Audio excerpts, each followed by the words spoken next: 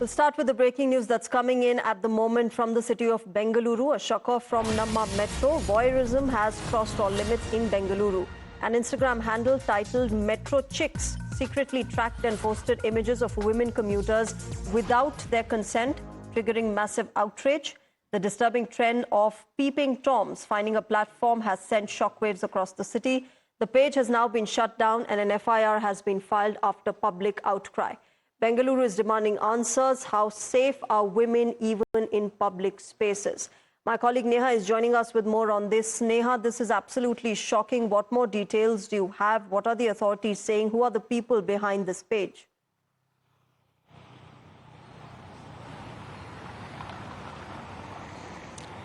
Well, shocking, of course, to say the least. Here is this case now that's come to light. The Banashankari police, of course, has acted quite promptly in this case. And, of course, they've registered an FIR here. What is concerning is that, this particular Instagram page here that's being referred to, where videos of, women that were secretly shot without their consent were being uploaded, has nearly about 6,000 odd followers. Of course, while it's one thing to really think about this person here or this concerned, who's actually been making and shooting these videos, the fact that he's got these many followers also is a very concerning trend.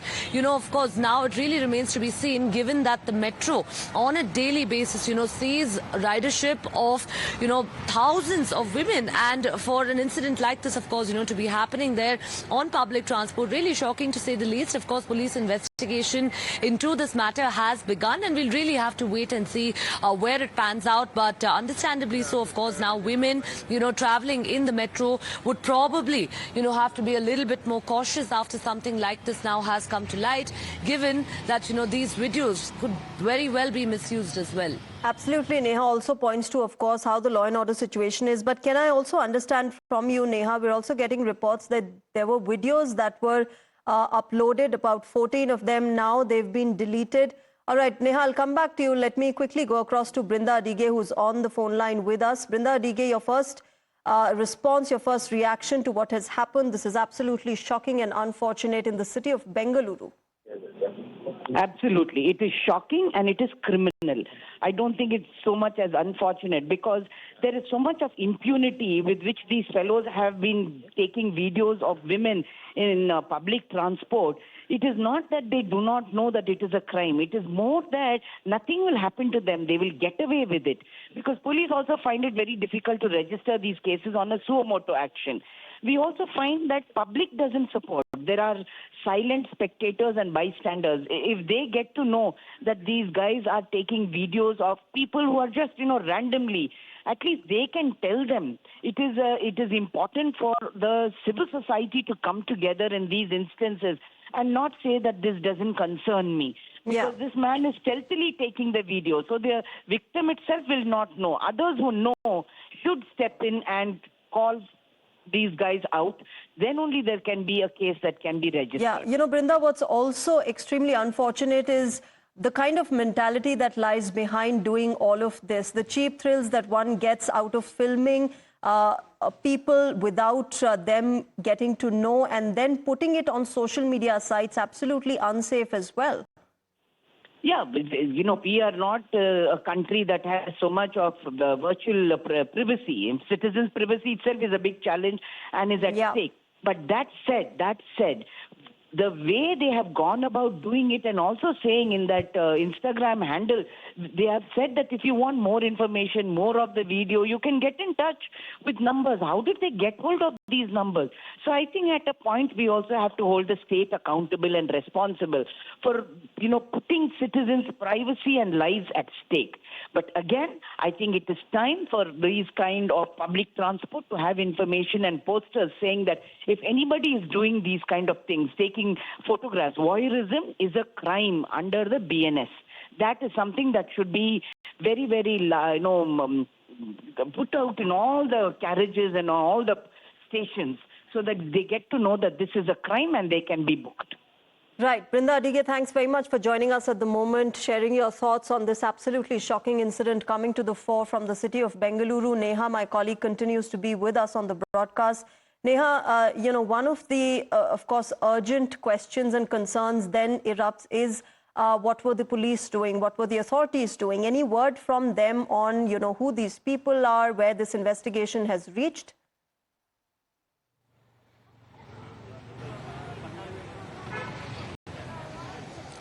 Well, yes, Shreya, of course, as far as the police is concerned here now, of course, considering that these videos were shot while traveling on the metro, of course, probably not really being brought to the notice of the police until this particular Instagram page or, these videos started to really go viral. And once that's happened, the police, of course, has promptly now acted on this. An FIR there that has been registered. Those particular videos there, of course, also taken down now. A case that's been, registered, and the investigation is ongoing. Of course, this also now, Shreya, brings out a very important question about, the passengers on the whole. We've seen cases in the past where, we've had alert passengers there, in fact, on multiple occasions catching people red-handed, either misbehaving with women or, shooting their videos discreetly.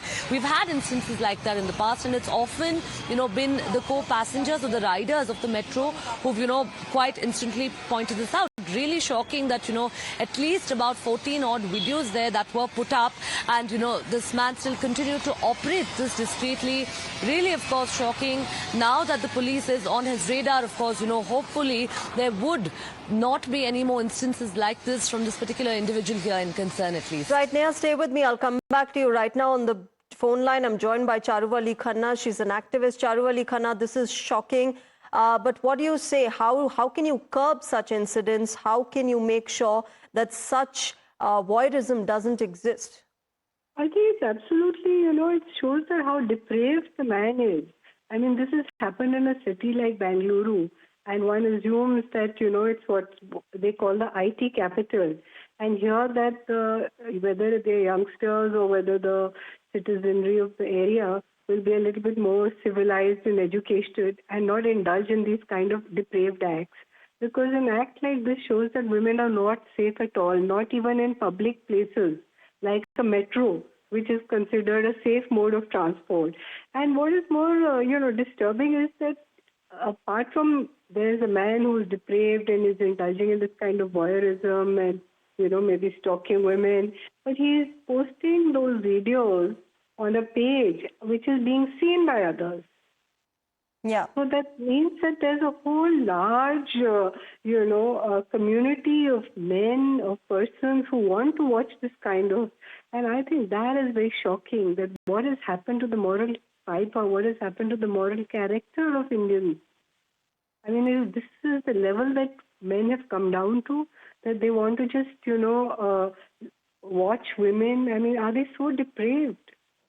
And they want to indulge in their fantasies by doing this. And maybe he's, morphing them and he's showing inappropriate videos. One doesn't know to the extent that he's called, but there's a whole lot of people who are interested in it.